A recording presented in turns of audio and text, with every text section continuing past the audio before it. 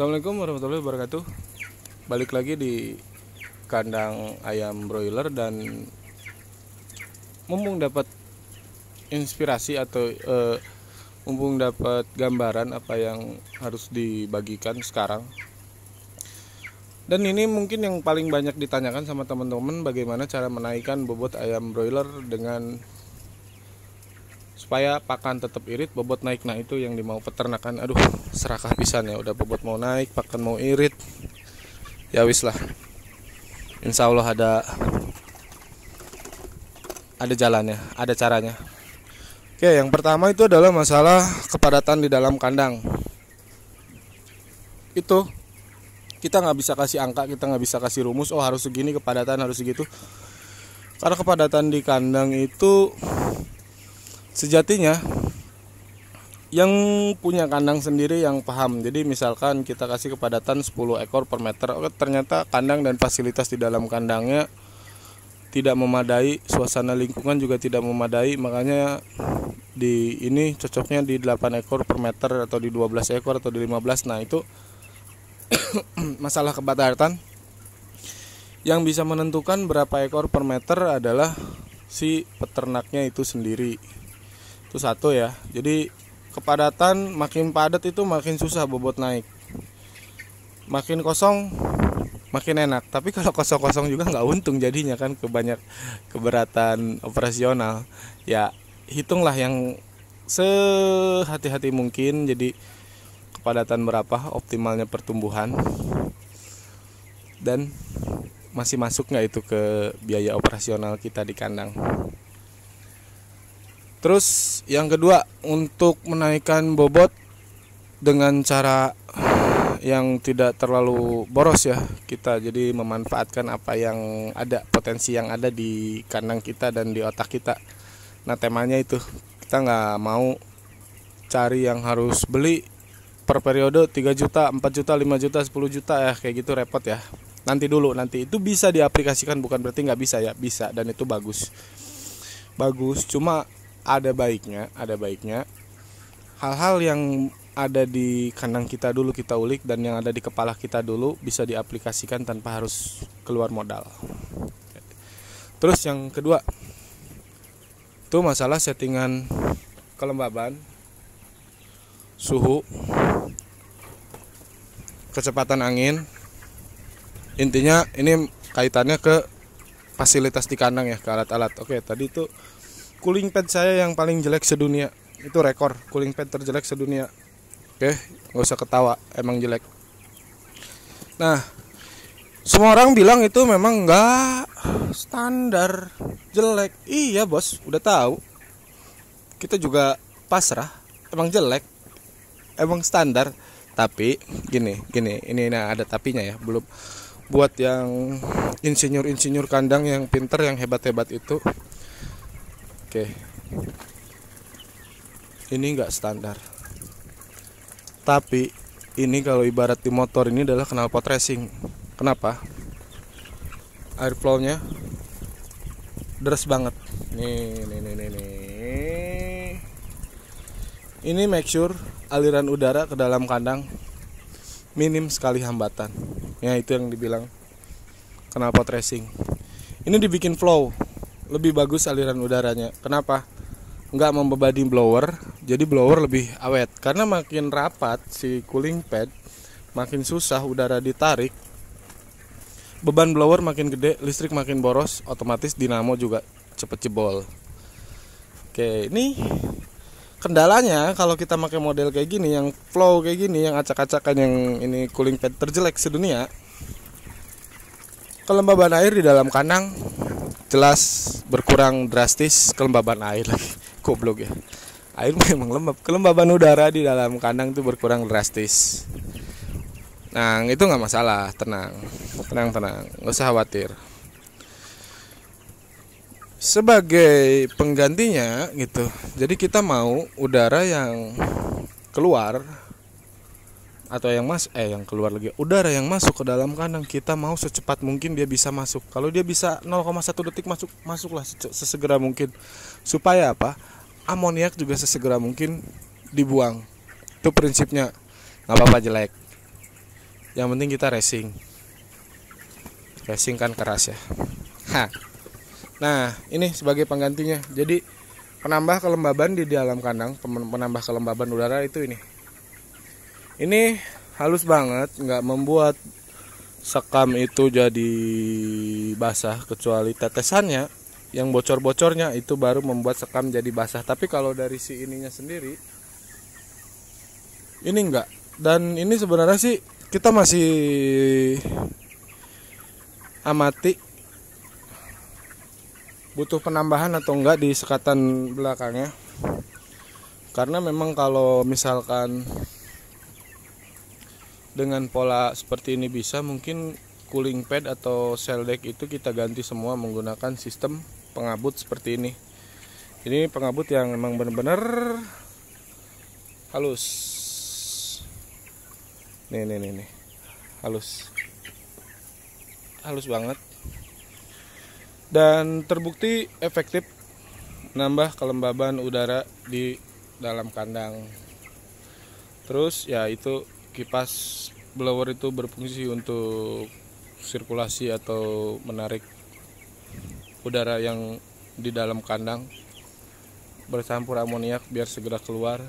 Nah itu karena kan amoniak itu racun buat ayam itu sendiri, makanya kita harus bikin cooling pad yang tidak menghambat spasi udara itu keluar. Dan terbukti dengan cara ini blowernya awet.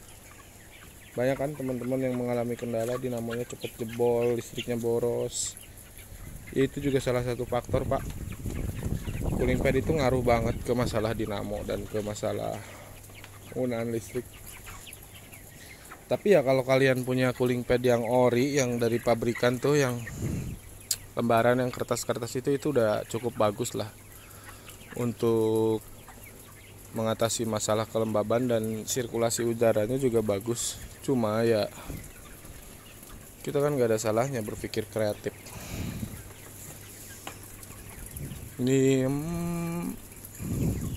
yang penting teknisnya kita hafal dan prinsip kerjanya hafal. Jadi dalam melakukan satu ubahan itu harus paham dulu teknis dan prinsip kerjanya. Oke, sama-sama menghasilkan kelembaban, sama-sama menghasilkan sirkulasi yang baik. Nah ya udah pakai dua ya. Masalah itu alat-alat kandang. Jadi kenapa saya bahasnya ini cooling pad yang terjelek di alam dunia?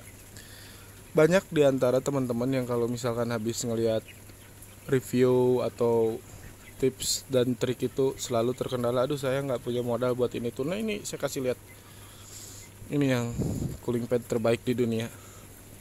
Udah ya, anggap aja nggak ada cooling padnya ini, memang nggak ada. Terus tuh masalah sirkulasi kelembaban yang kaitannya sama alat-alat di dalam kandang. 2.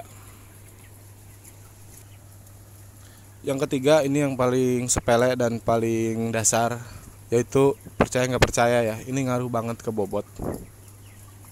Alas di bawah jangan sampai lembab. Sekering mungkin, sebisa mungkin. Udah kalau misalkan kita salah setting di blower, mau nggak mau harus ganti sekam ya gantilah, atau harus nambah yang baru ya tambahlah. Pokoknya intinya jangan sampai bau, jangan sampai basah. Itu masalah besar buat pertumbuhan, besar banget, percaya deh. Ini besar banget gara-gara beginian nih. Ini kalau misalkan nggak kering dan bau basah, itu pasti bermasalah. Masalahnya gede lagi, kompleks gara-gara ini.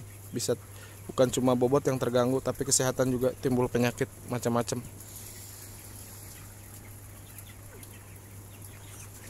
Ya udah 3 ya, aduh 3 juga udah 9 menit ya. Kebanyakan ngomong, mudah-mudahan teman-teman bisa ambil garis besarnya aja. Dan intinya apa? Jangan menghafal, tapi pahami prinsip kerjanya sendiri.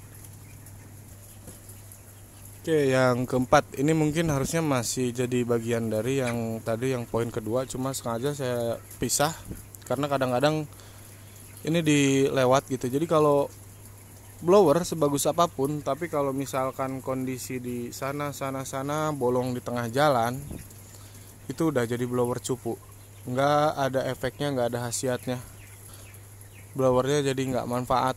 Nah untuk menghasilkan aliran udara yang bagus dan rata, narik amoniak dari dalam kandang terus dengan cepat memasukkan udara bersih dari luar, kuncinya adalah jangan ada lubang selain di inlet dan di belakang, di blower. Jadi kalau ada di tengah-tengah bocor, mau blower sebagus apapun itu nggak guna. Tapi kalau memang kita yakin kekedapan kandang kita bagus, cuma ada lubang di inlet dan di bagian blower itu sendiri, insya Allah blower biasa-biasa aja pun itu terasa banget aliran anginnya. Ya karena itu emang kuncinya exhaust fan blower.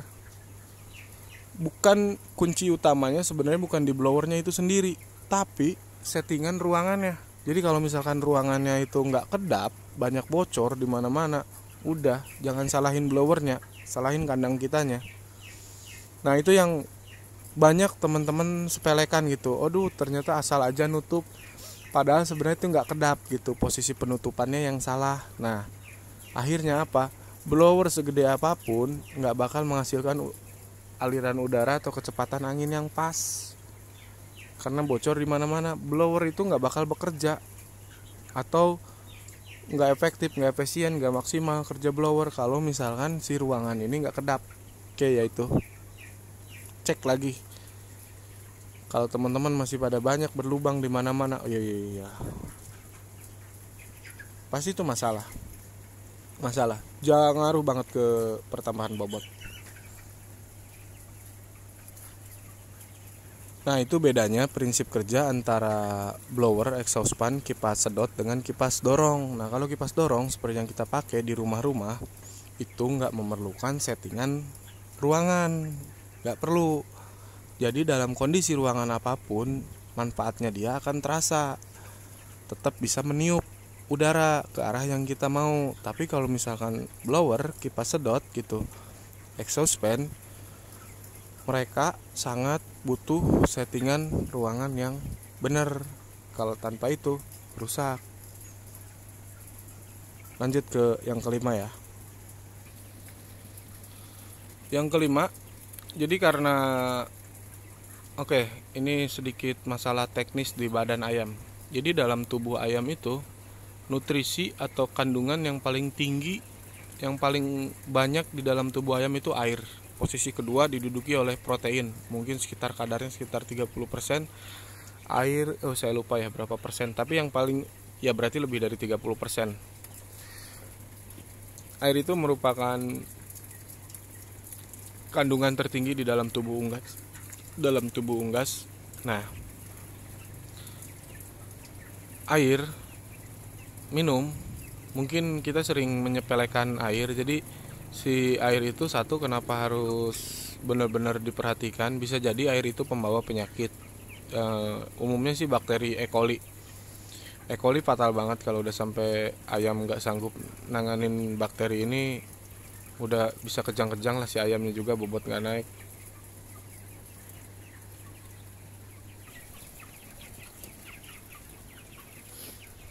Untuk air sendiri, jadi ada beberapa bahan kimia yang umum dipakai untuk sterilisasi air. Itu biasanya banyak yang pakai ini ya, kaporit ya kalau nggak salah ya, saya udah lupa sih, nggak, iya kaporit. Nah itu setelah saya lihat-lihat, dia mempunyai efek samping di pencernaan, makanya penyerapan nutrisi nggak maksimal. Saya yakin hampir semua peternak pakai kaporit. Kalau saya untuk membasmi bakteri E. coli nggak usah pakai bahan-bahan kayak gitu. Jadi kita pakai bahan yang alami,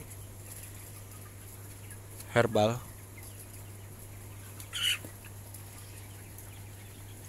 Bakteri E. coli-nya mati, pencernaan tetap sehat, tidak menimbulkan efek samping. Dan itu sekaligus bahan ini terbukti ampuh menaikkan FCR. Bahannya apa? Mengkudu. Jadi air rebusan daripada mengkudu itu selain membunuh bakteri E. coli, dia juga terbukti ampuh menaikkan FCR tanpa merusak kandungan daging atau otot si ayam.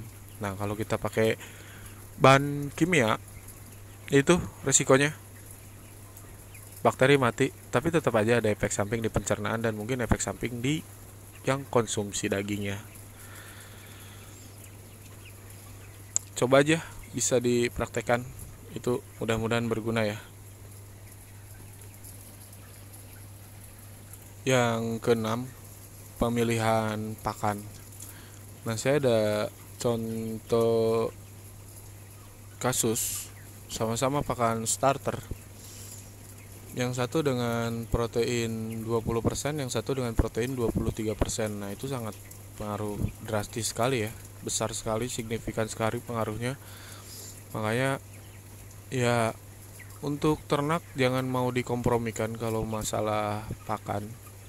Pakan itu ya unsur penting untuk pembentukan daging. Makanya ya harus yang berusaha yang terbaik, sebaik mungkin di pakan.